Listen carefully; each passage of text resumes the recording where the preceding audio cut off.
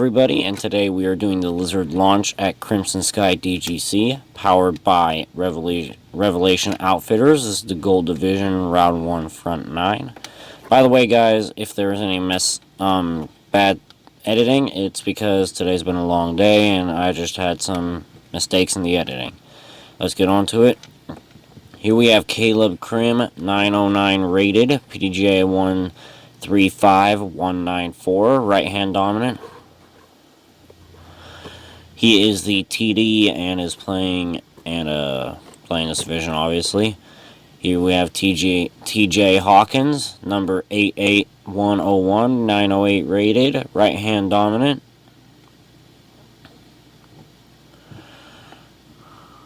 And here we have me, G.Von Aschen, number 162999, 892 rated, right-hand dominant.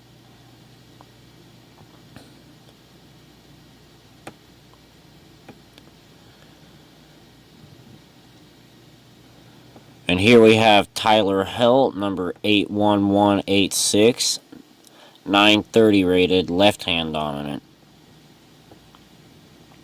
Now, this is not our full card. This was just the players in our division. There was Tyler's girlfriend that was playing with him. She was in a different division, so I didn't film her. Anyway, let's get on to it.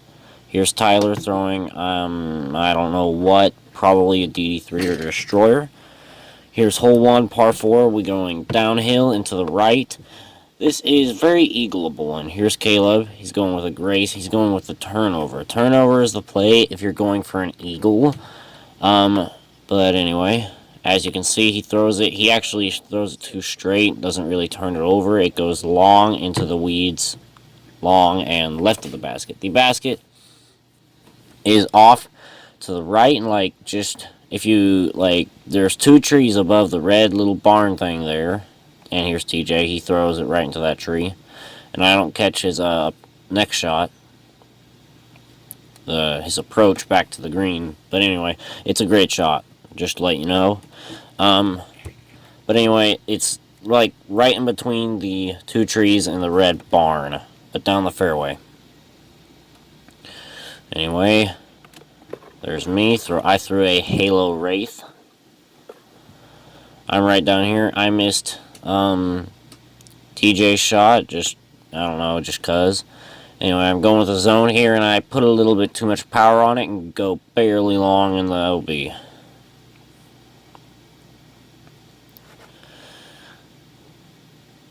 And there is where Tyler ended up. He put it a little bit straight, and it didn't get right at all. It just kind of stuck where it was.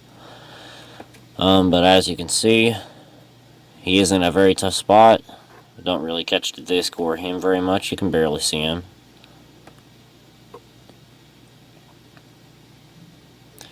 He pitches out. He only gets probably about 100, 120 feet. Here's where TJ was. He threw this awesome approach with his buzz. I believe he hits this putt for par, if I'm not mistaken.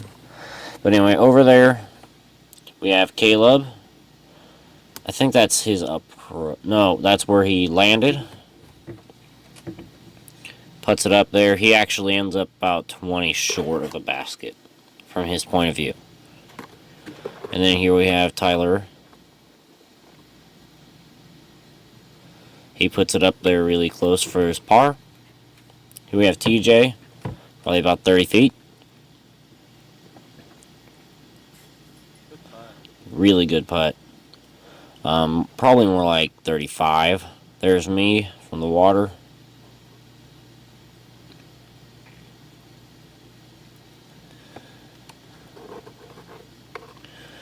Putting with alpacas, and probably about 20 feet, and I make it for my par.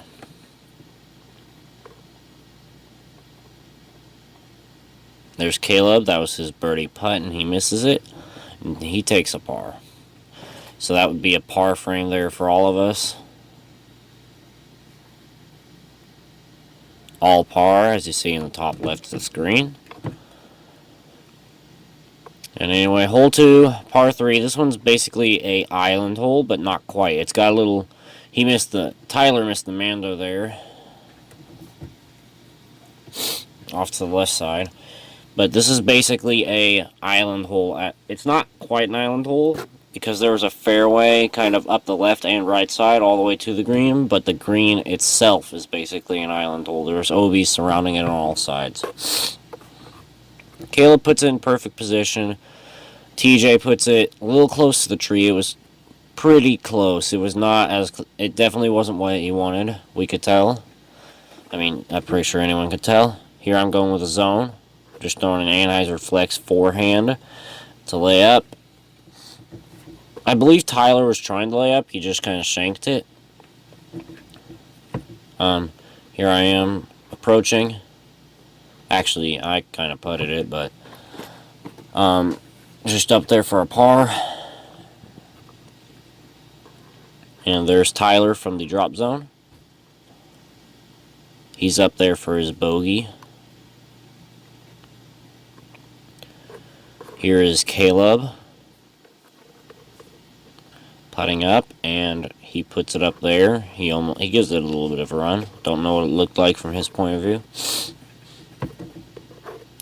Here we have TJ. He puts it up there close for his par. And here's Tyler. About 10 feet.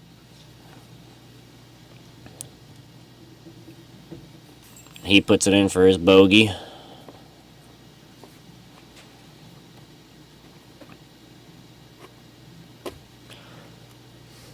There's me. I put it in for my par.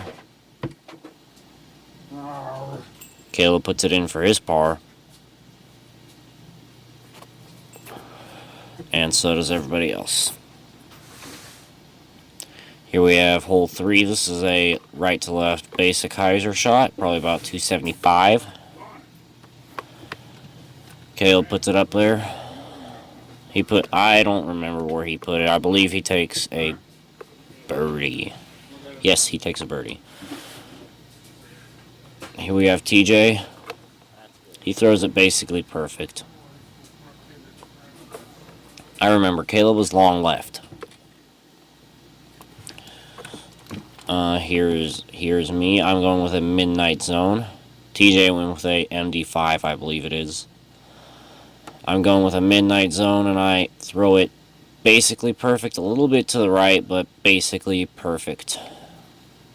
In the second round, which I did not film, I put it 10 feet. Easy birdie. Anyway, here we have Tyler. He's going with some type of turnover disc, a mid-range of some sort.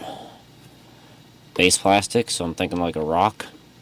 Throws it flat out wide right and gets the perfect turn.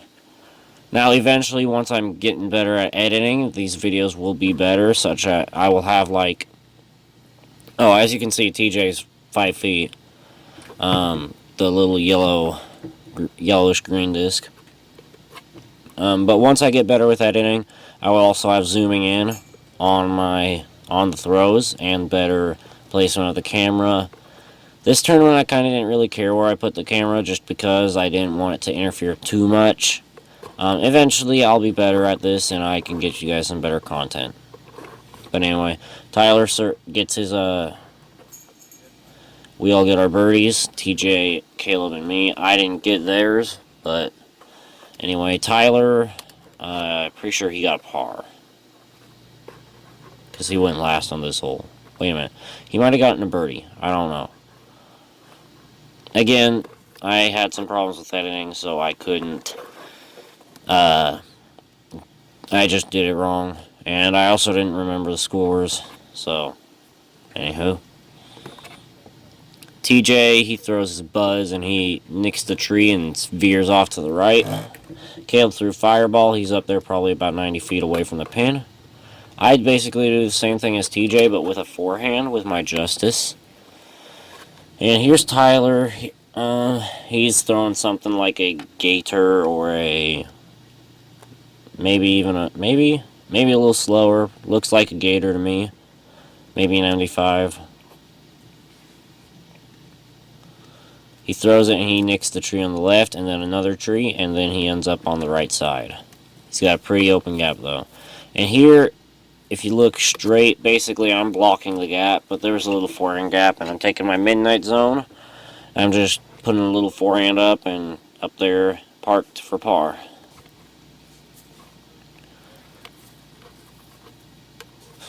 There I was talking to my competitors about, or my card mates about the little gap I had.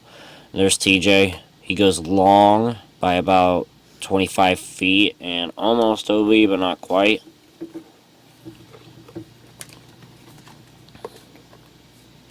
Here's Tyler. Here he just throws a little approach. I'm assuming that disc was more like a zone. Here's Caleb with a nice putt in the left side. He gets the birdie. And here's TJ. A little bit long. Tricky putt. And he misses it for the bogey. I didn't get the bogey up, but anyway.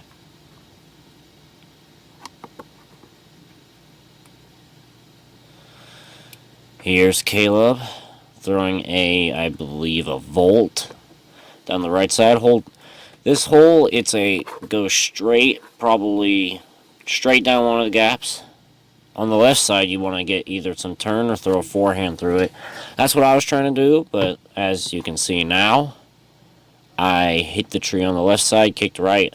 I still scrambled pretty decently, which you'll see in a moment. But anyway, you're basically just going to throw it straight down the right side or with a little bit of right turn or fade down the left side, and then approach from there. Or if you throw overstable enough, right side or left side, and then try to skip up to the green. Tyler hits the middle tree. TJ going with, I believe, a Thunderbird. He goes down the left side and he hits a little tiny tree, like a little inch wide tree, or probably a little more than an inch, but stops his disc from getting up there. There I go in with my midnight zone, and I throw it up the gap, and I put it to probably about 30 feet.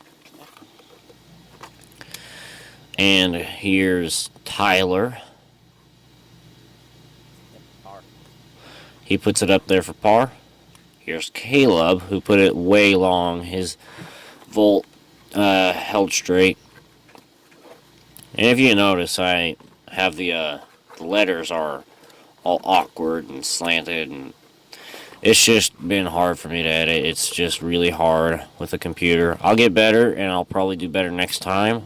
I probably won't do a tournament, but anyway, there was Tyler's putt for par. He saved par nicely. Here's where I put it. I actually put it more like 25 feet. But anyway, Tyler saves par nicely. Here's my putt. And I just put it barely low. It's a pretty good putt, just barely low. I wasn't too unhappy about it.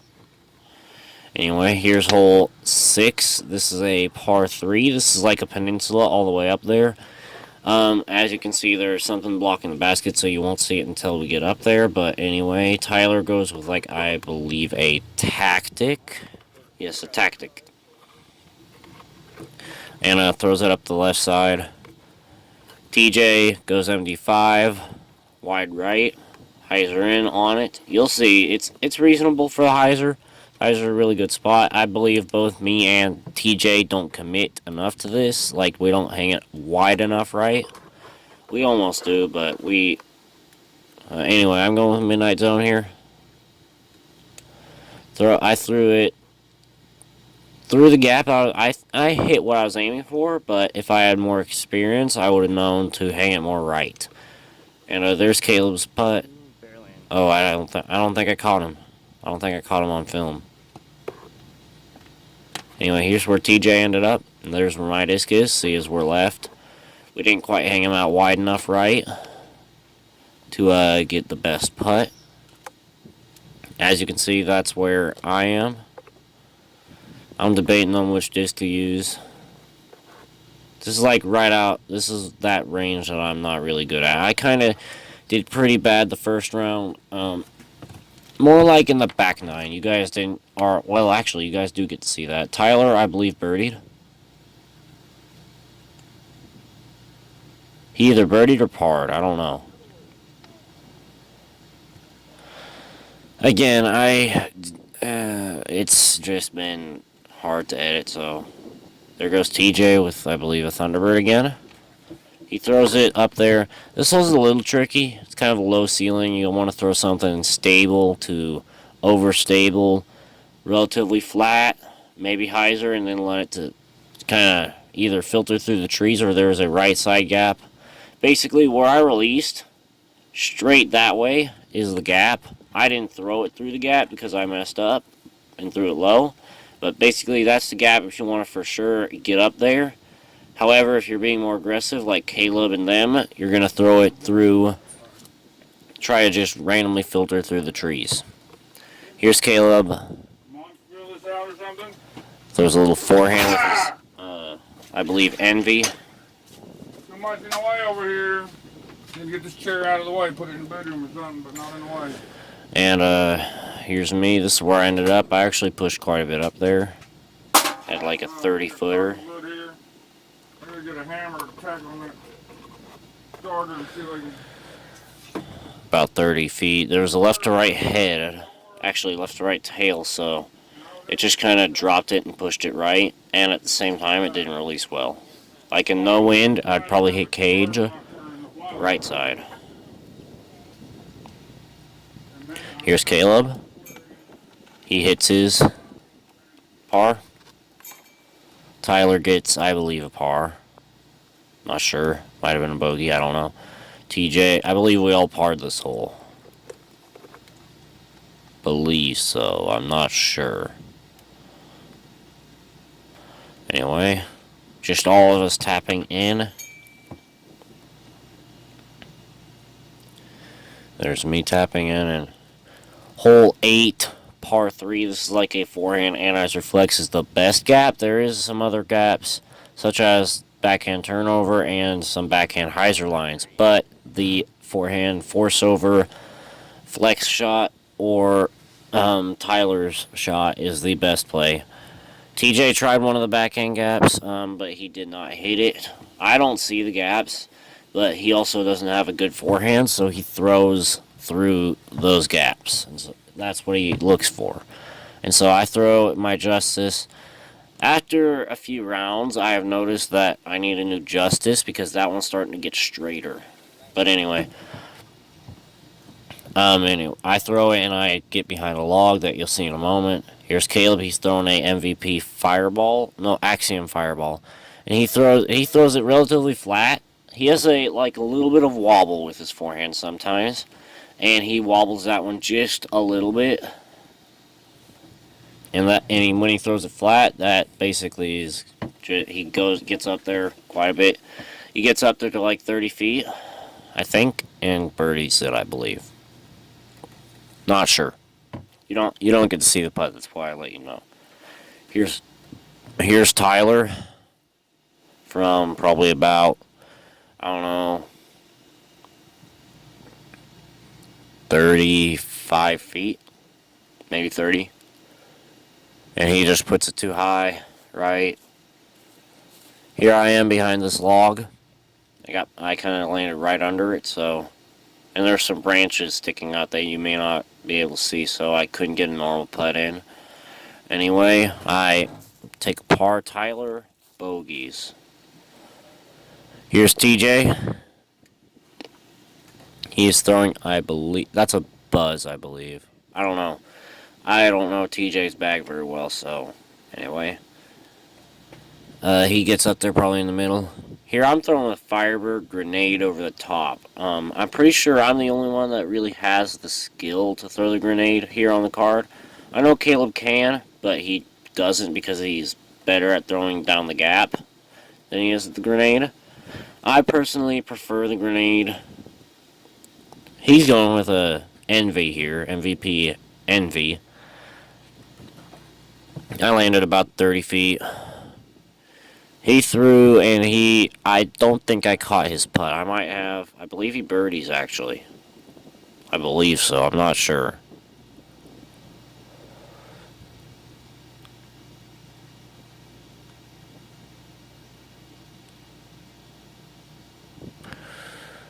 Anyway, I do have the back 9 recorded, but because of all the chaos it was, and for me to edit it, it wasn't chaos to record it, it was just kind of chaos to edit it, as it's my first time editing something this big, and so I didn't get the scores right. I actually didn't write down that Caleb got the birdie on this hole, and so, that was a mistake while I was editing. Anyway, it was just really tiring, and so, I'm just not going to do the back 9, unfortunately. Anyway, I'm going to... this video ends pretty quick.